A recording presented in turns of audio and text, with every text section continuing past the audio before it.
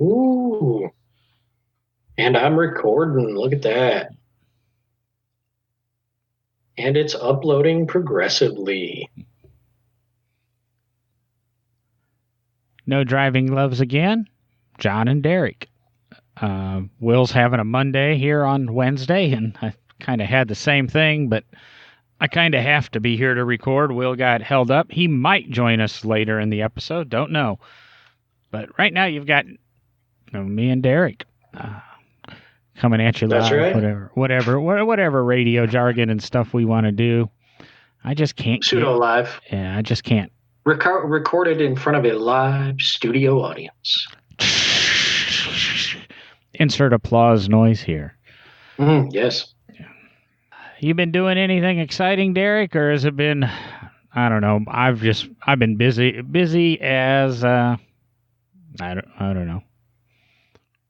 Yeah, I mean, just general work. I guess one of the last episodes, I don't remember if it was the one right before this or the one before that. We talked a little bit, and I mentioned we were starting a cool project at work that I couldn't really quite talk about yet because we hadn't fully announced it. But, we've at least recently made at least one or two social media posts out of the museum. So I can actually talk about that now. But the museum near I guess it was end of last year, we acquired a pretty interesting third generation Corvette. It's actually a 1979 Corvette, but it was pulled off the line when it was finished at St. Louis Assembly and sent back to Detroit.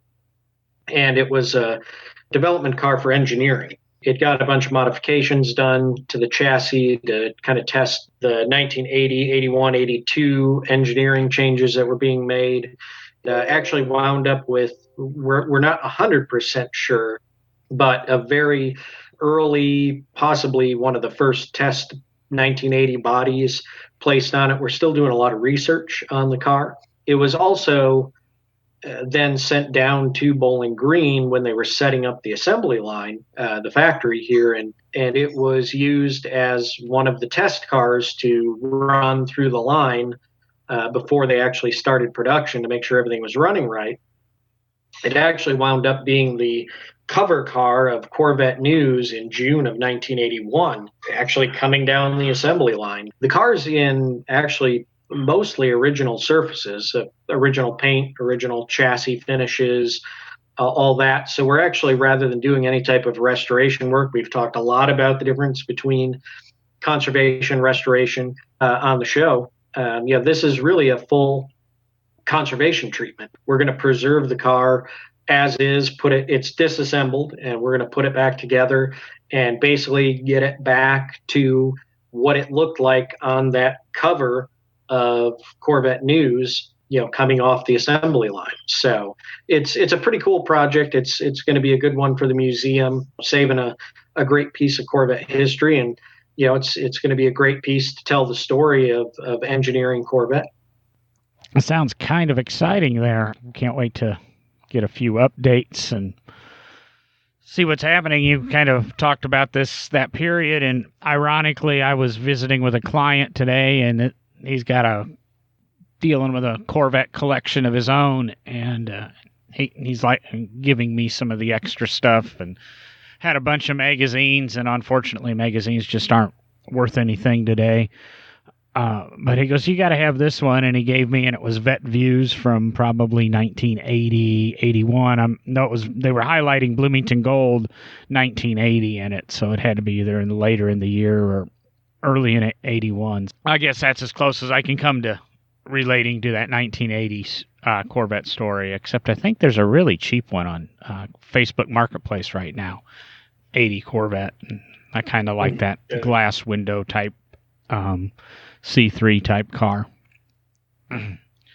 Otherwise, I'm just, like I said, running around doing my things, consulting with various people. I really hate the secrecy that my clients demand, but that's part of it.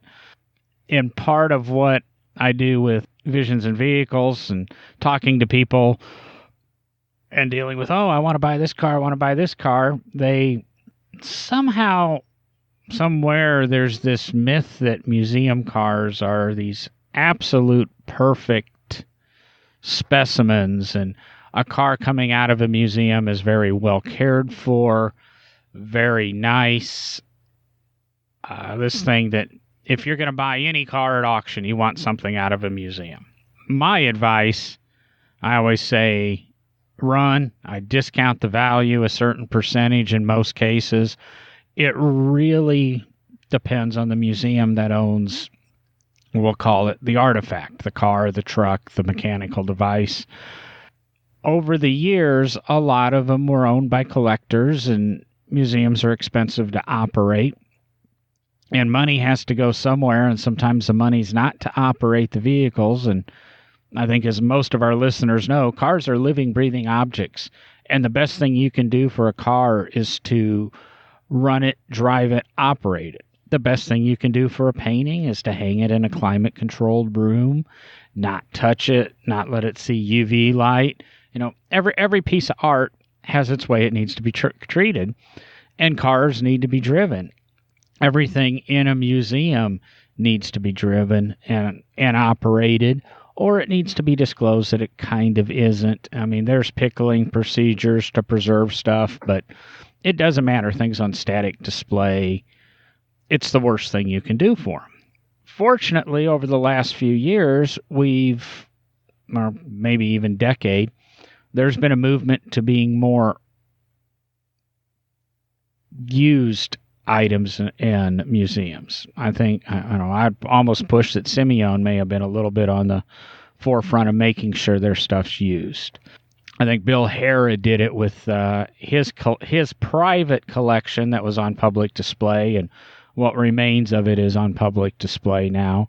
I don't know how much they use their cars. You really have to check the museum and find out what their usage of it or what their use policy is, and technically it should probably be recorded, and it would be nice to have those records when the cars appear for sale.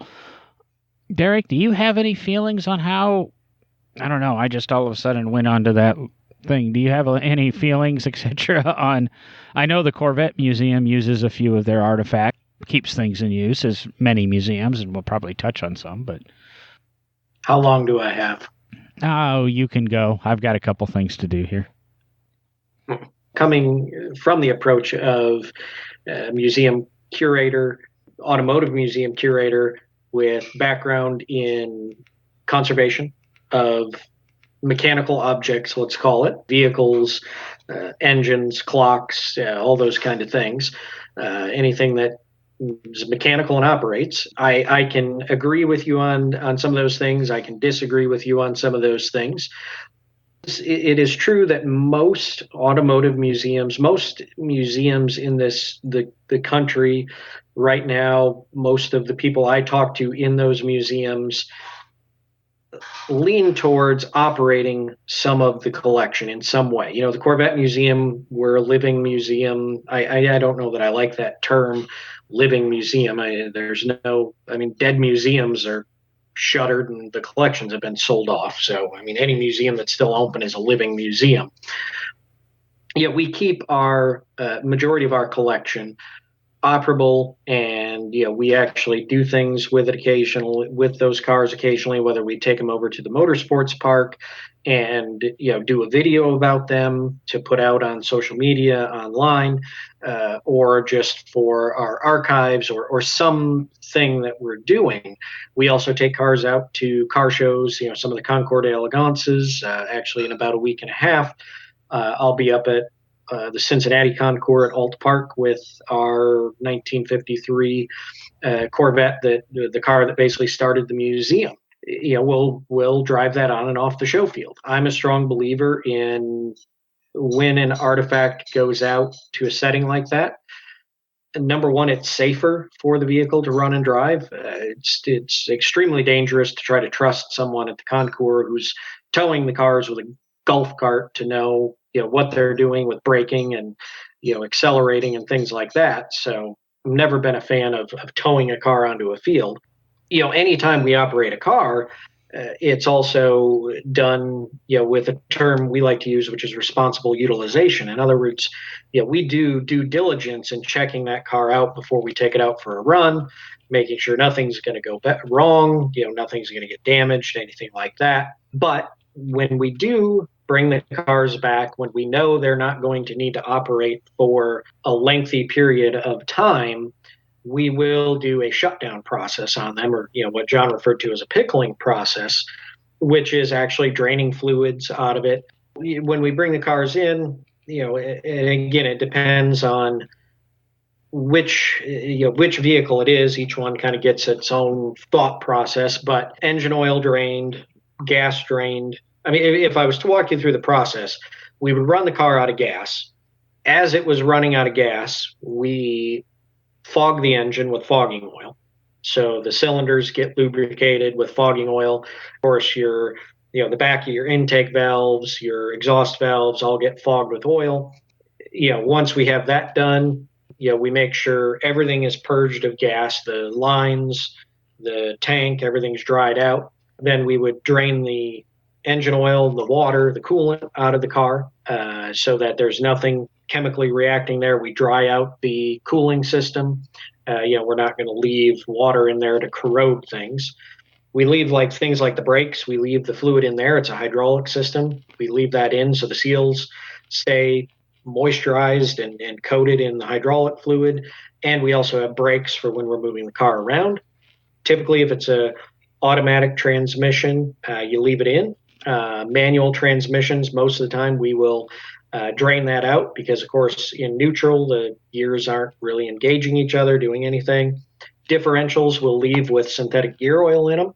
That way they're coated when they're being pushed around and the gears are rolling.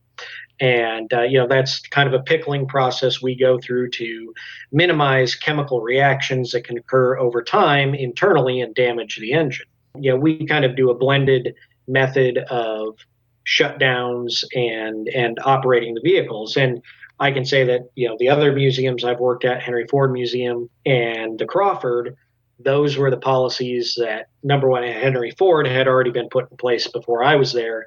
And at the Crawford, it was the policies put in place while I was there, just to maintain the collection in the best possible conditions that we could possibly care for the collection in. And that's, that is the goal of any collection staff member, be it a curator or a conservator or a collections manager, is to maintain the collection in the best possible environment and methods that can be used. And that's kind of the beginning of my rant, John.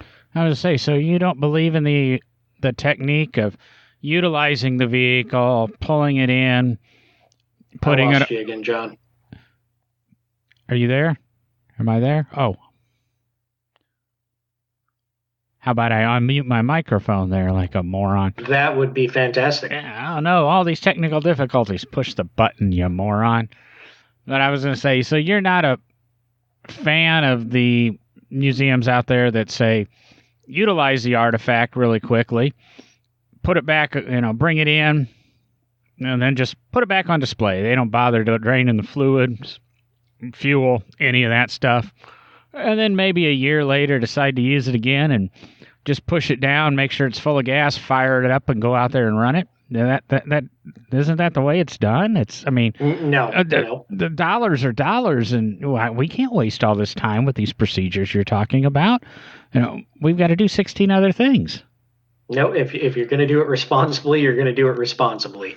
I've seen a number of cars, and the worst thing with that, I have people tell me that all the time. Well, no, you just bring it in, put it on the floor, and you'll take it out again in 6 months or a year, and 15 years later, that car still hasn't moved off the floor.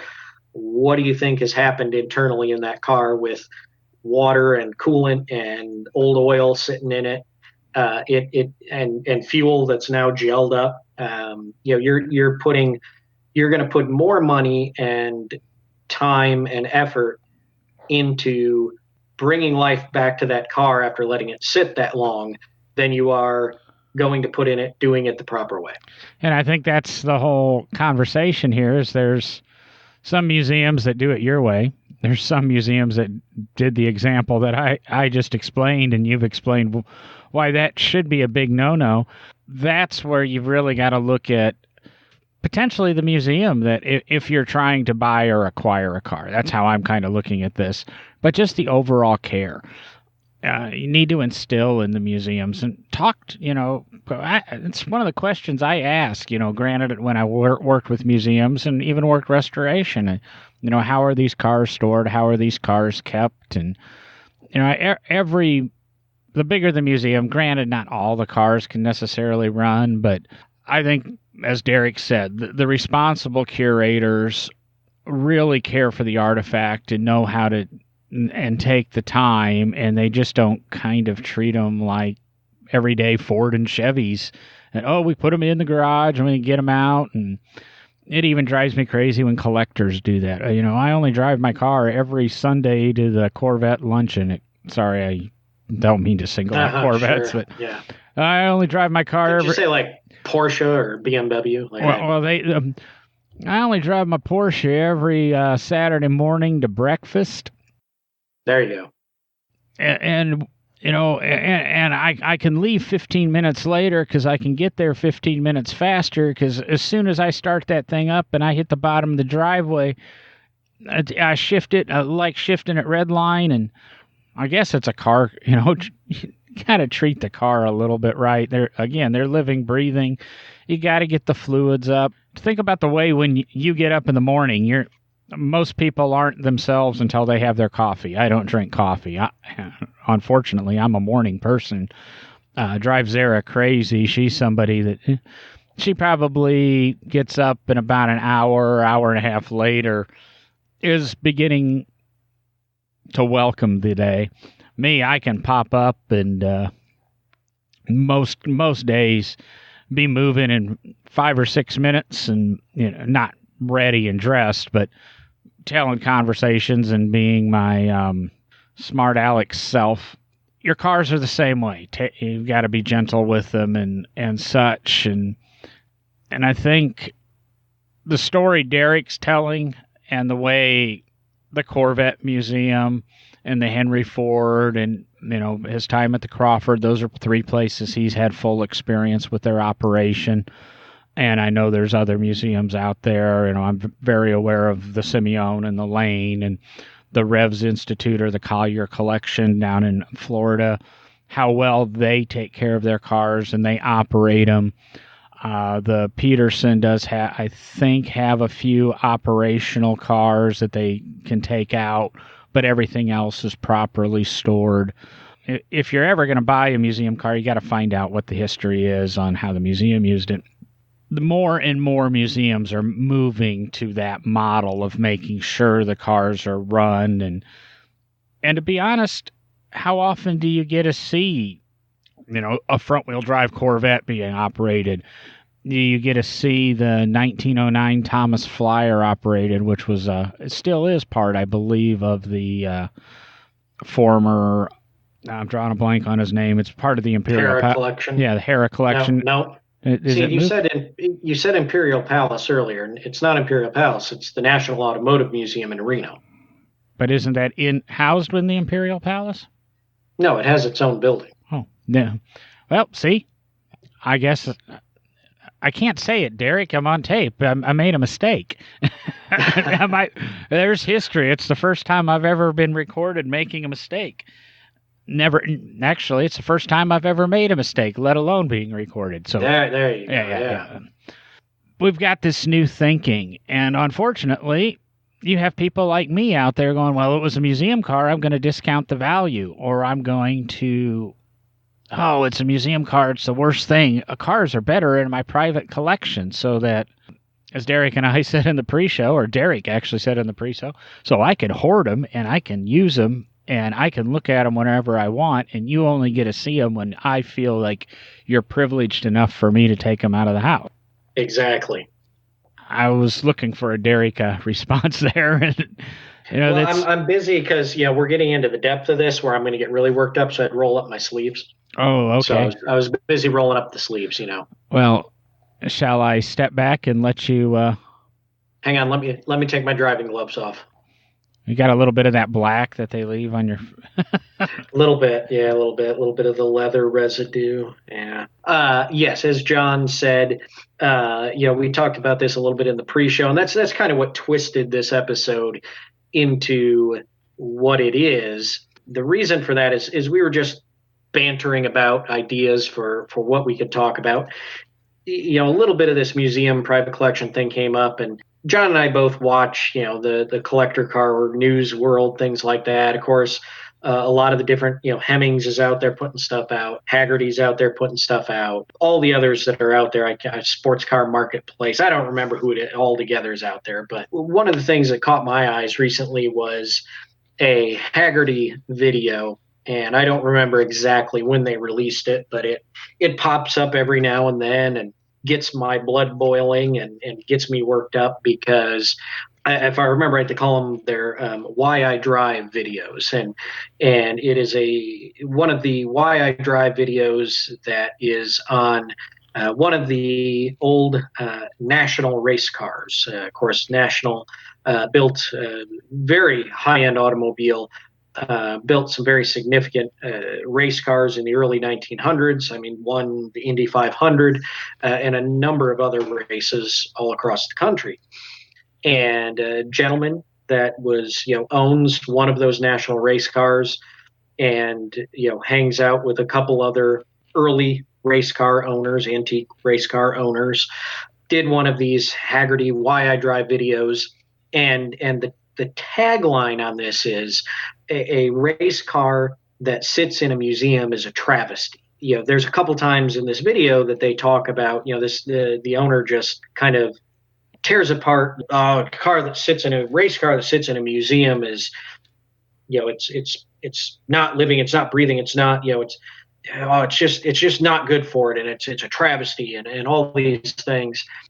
And it's not true in so many ways, because as we've already covered, most museums that have these vehicles, significant historic, especially racing vehicles, oftentimes will operate them responsibly. As I said, responsible utilization. They go through them, they make sure they can operate them properly. And yes, are there cases where early race cars don't operate?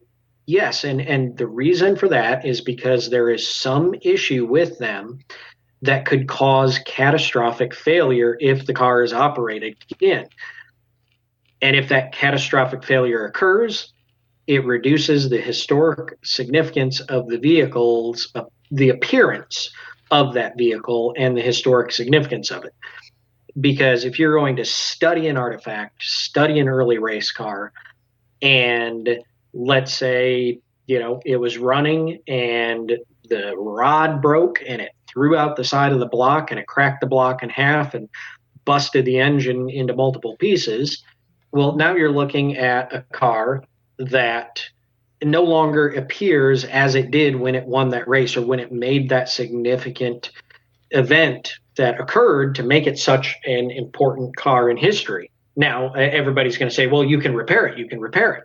Well, yes, you can repair it, but it is now never going to be the same as it was. If you repair it, now there's a repair. It is still not as it was when it won that significant race or when it did whatever it was that was significant to make it a car worthy of being in a museum.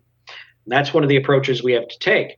But the other problem I have with it is what John just talked about is, the people that own these, historic vehicles, and I don't care if it's the historic National race car or it's one of the only Duesenberg Model X's, one of the four that exist, or if it's, I'm trying to think of a more modern car that I want to throw out there, and I'm struggling. But if it's just throw out like a NASCAR car, or just it's a couple-year-old Jeff Gordon car. I mean, it doesn't matter. I mean, some significant car, and I mean it could be, whatever.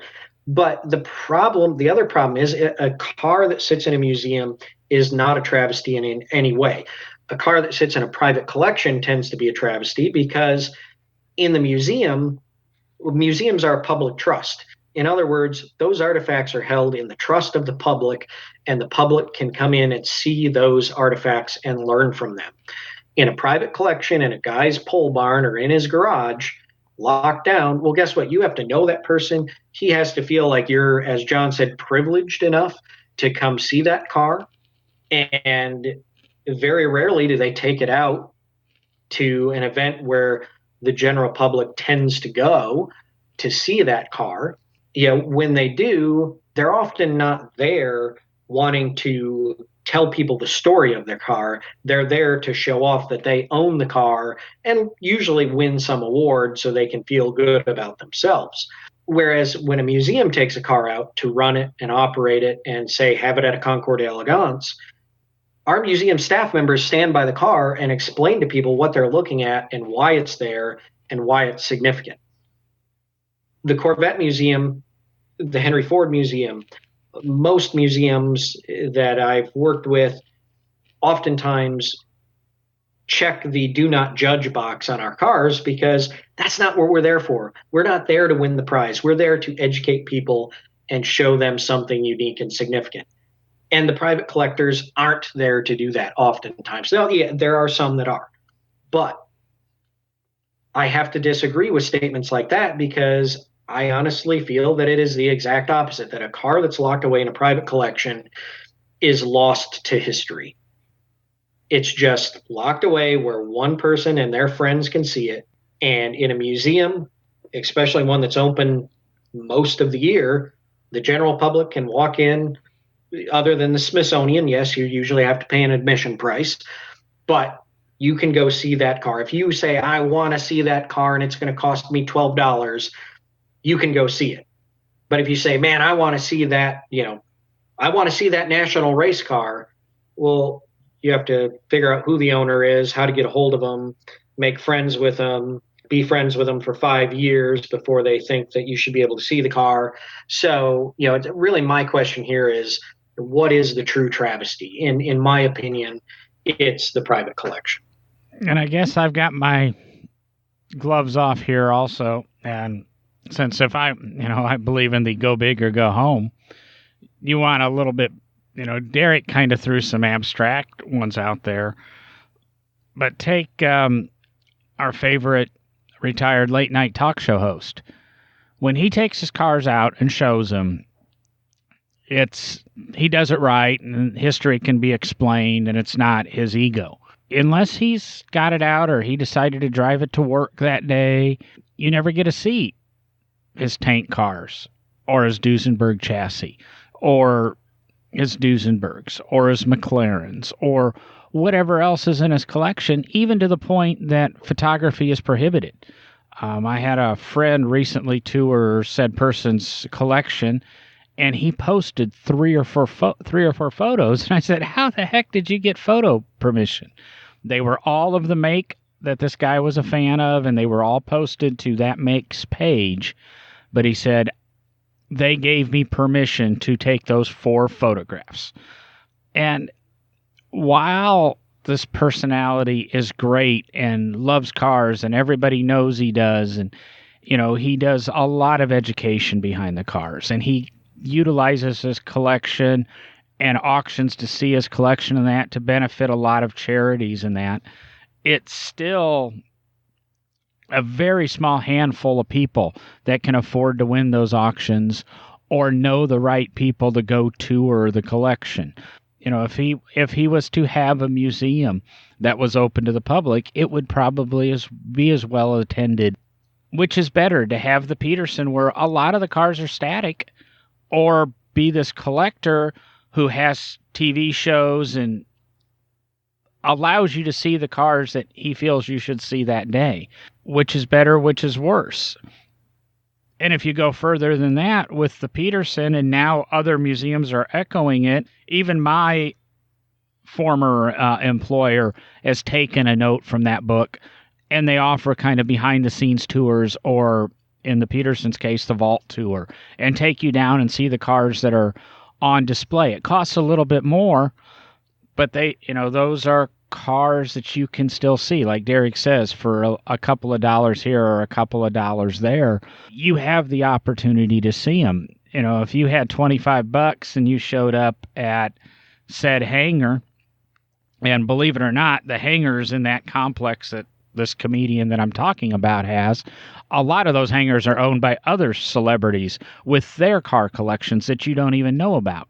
Show up with $25, they're going to laugh at you and tell you to go away. You need to know somebody to get into hangar 1, and then you need to know somebody else to get into hangar 2, and then you need to know somebody else to get into hangar 3, and so on. So I totally agree with Derek that for the benefit of the public, museums are better than private collections to educate, to show, to display. And I think they are slowly coming around to the operation in use. But I think that's also a byproduct of the car culture in itself. Is for years cars were restored to perfection, but they didn't have to run.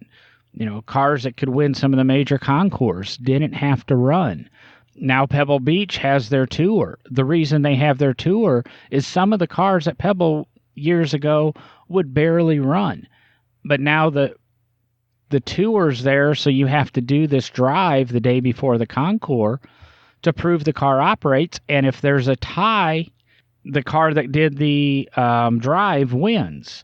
And I actually have a personal friend that had a Packard on display, and it came down to the drive, and his car was fresh out of restoration, and it had a problem unloading off the trailer. He was registered to do the drive. He was unable to do the drive, and he lost best in class because he didn't do the drive. He tied points-wise car for car, but he didn't do the drive since his car was non-operational.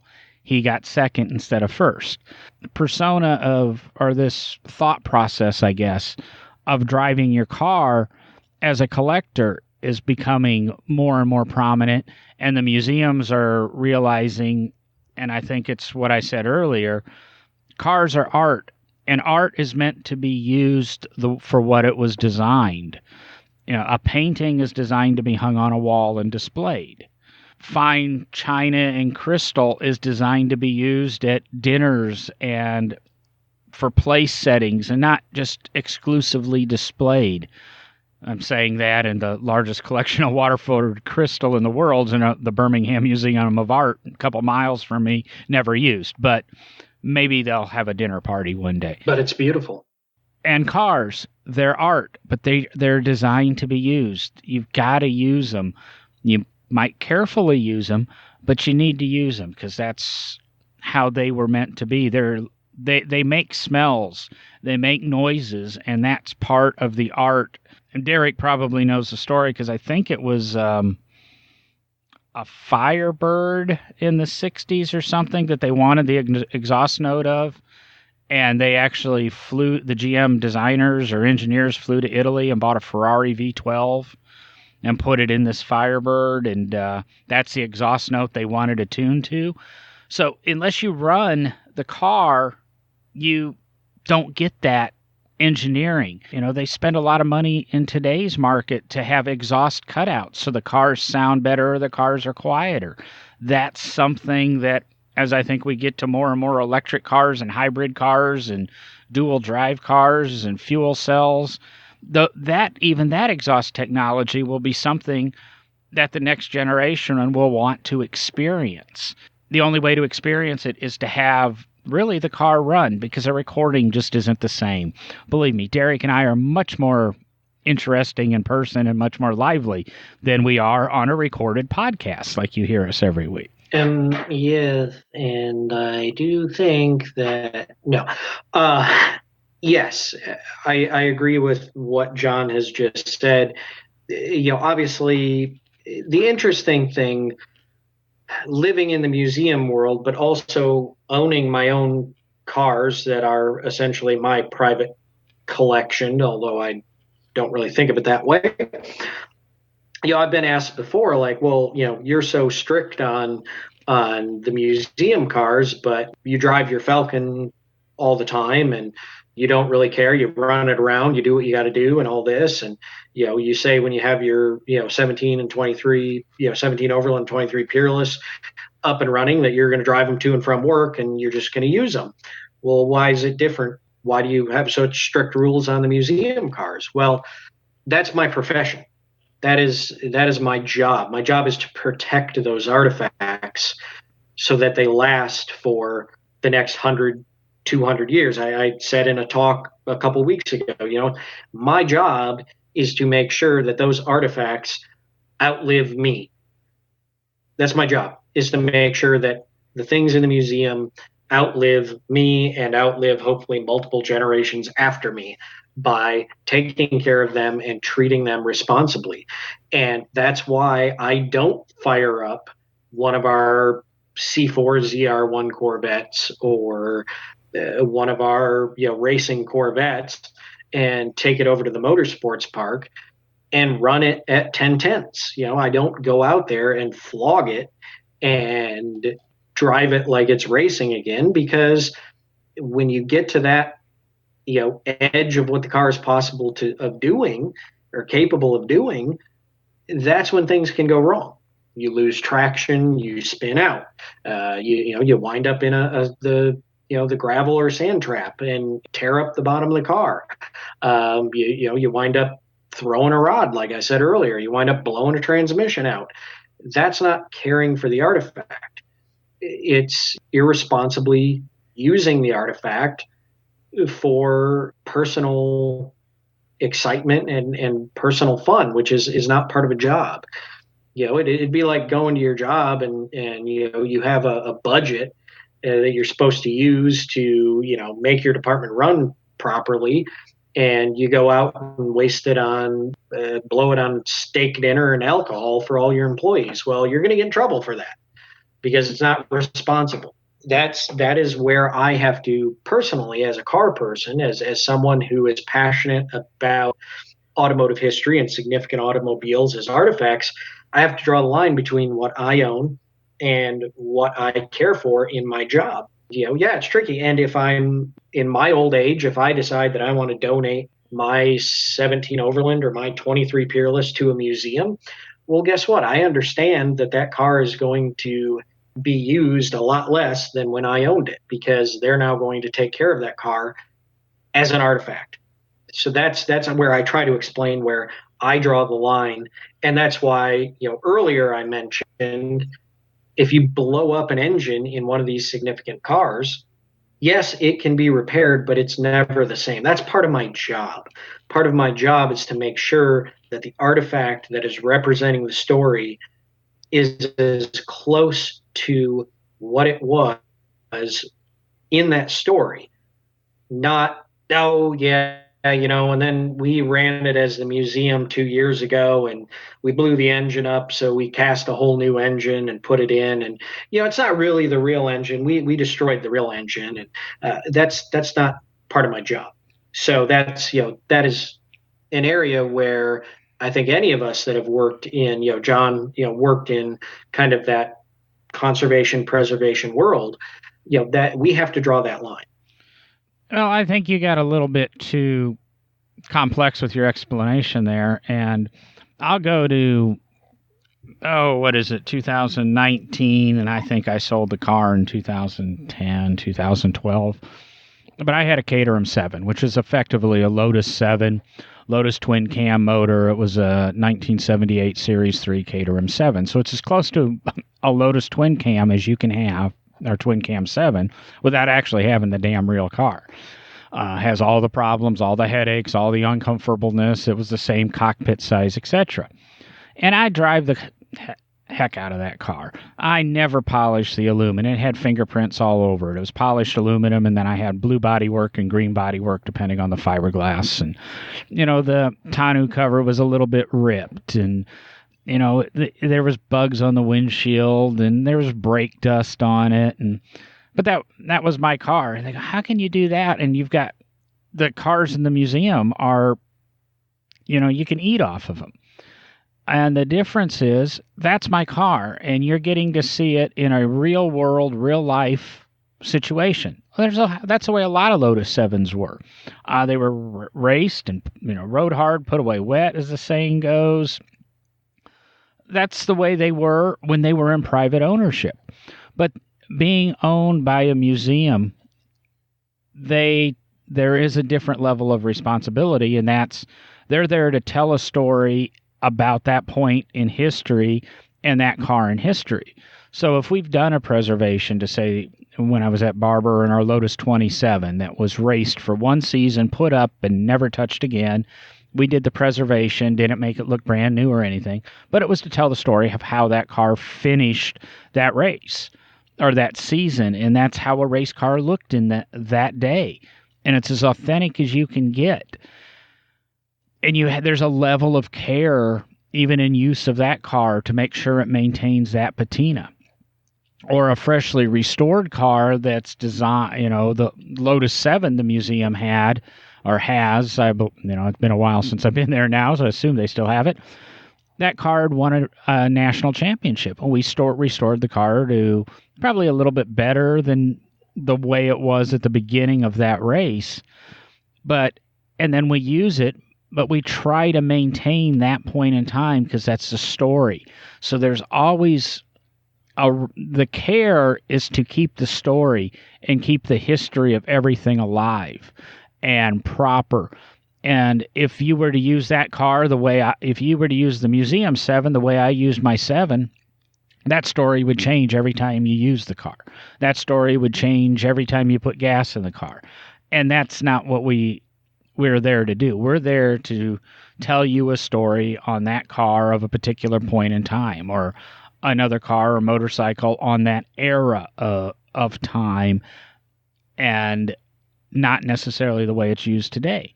There's a lot of nice Ford Falcons in museums, but Derek's is one being used as a Ford Falcon would have in 1962, 63. The Overlands and that he has, he's going to use them the way it would have been in the day, which is also a nice way of seeing those cars and not being treated as a museum piece. Derek and I have a mutual friend that drives a Model T, still drives a Model T to work when the opportunity arises, and he uses it as a daily car. Is it pristine museum condition? You can eat off of it? No. Last time I saw it, it's chipped up and brush painted, which is probably the way it was in the day anyway, but interior cracked, and it was a used car. It's what it looks like, but it's a Model T. But he's using it the way, guess what, you would have used a Model T in 1913 or 1914. You drove to work, you drove to the store in it.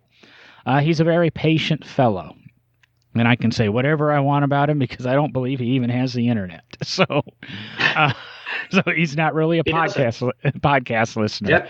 No, he doesn't. He doesn't have Apple CarPlay in that Model T. That's where the owners come in. They can tell the stories, especially those that use the car daily. Derek's perfectly right to sit here and go after the collector who has a car in the garage and never takes it out, or takes it out just for that Saturday morning coffee. No, because he can do that because he uses his collector cars. If he has 3 of them, they might only make it out 2 or 3 days a week, but they're in his rotation and they're being used. It's not like he drives his Lexus Monday through Friday. Saturday morning, I go to coffee, in my Porsche, and then Saturday afternoon, we go grocery shopping in the Lexus again. No, I can totally see Derek pulling into the local Piggly Wiggly and loading up with, groceries and his Falcon or his Overland, and, watching his ice cream melt as somebody talks to him about his car, because he'll take the few minutes to talk to you about it. That's just kind of the people we are. Yeah, and I mean that's and that's one of the reasons I had such an issue with the video that Haggerty put out. Is just, I guess, we're trying to all promote the same. One of the things we talked about on the show here, we're all trying to promote this hobby, promote this passion, promote the significance that the automobile has, and for one faction of the collector car world to start tearing into another by saying something's a travesty and it shouldn't happen it's a shame. I mean, we've talked about it on the show before, we all need to promote that the car hobby is the car hobby. It doesn't matter if you like antique cars or foreign imports from the 80s. We all love automobiles. We're all doing something to promote the history and the passion that goes behind the automobile. And it's like we talked about on one of the shows, who knows which show it was or how many of the shows it was. When you're at a local car cruise or at a local car show, don't blow off the 16-year-old kid that brought his Honda Civic in to show it off, because that's what's going to turn them off to the collector car world. Let's stop belittling each other and start thinking about why it is important to have all of the different sections of this hobby and this interest, be it the museum car world, the collector car world, the private collectors that keep their cars tucked away, or the 16-year-old kids that are out running their Honda Civics. This is all one big thing, and we're all here for the same purpose. So I don't know, let's just stop trying to make one look bad over the other. And now I say that I sound like a hypocrite because I'm, earlier saying that the private collector that keeps their car locked away is the true travesty here. If you want to call a museum a travesty, bring your car out and let the public see it more often than you do. But what you said is exactly right, and we'll probably quit complaining and educating on that. But I'm going, okay, I'm going to put this episode out, and it's going to go on social media, and friends with the person who did that Hagerty article, and I'm friends with McKeel, who owns Hagerty. Maybe we'll get some response. But if there's a collector again, or if there's if you're part of that Hagerty team, or if you're part of the museum world and you have a difference of opinion, I think this is something we should visit maybe with a few other museum people or collectors and get their takes and opinions, because I'm just kind of curious if how this shakes out. Or well, if it goes the same way as some of my articles I've been involved with in the past with Hemmings and things like that, it will get very interesting. I'm looking forward to it. With that said, maybe this is your favorite episode of the No Driving Gloves podcast. We're now into episode 3 of our countdown to getting to 100 episodes. Amazon gift cards all the way up to episode 100, $30 a week. Up until that point, we're going to let all the winners know. We're drawing names as we go, but we're going to let all the winners know on it. And we'll also do a $100 gift card. Everybody's in the hat for that one. Even if you win a 30, you can win more than once. We don't care. Your favorite episode of any of our 90 plus episodes we have out there, just share it to your social media. Share as many episodes as you want. Do a hashtag No Driving Gloves, and we're tracking those, and we're just going to go through and pick out winners every week, and all the way to episode 100, and I'll give you a couple of bucks for telling your friends about us. So go ahead, share it. I listened to a podcast about podcasting, and they do a nice little jingle I wish I could steal, but if you like what you hear, go tell somebody. With that, I'm out of here. Good night, everybody. Wait, can I win the gift card? Probably not. Oh, crap. All right, then I'm getting out of here. See you later.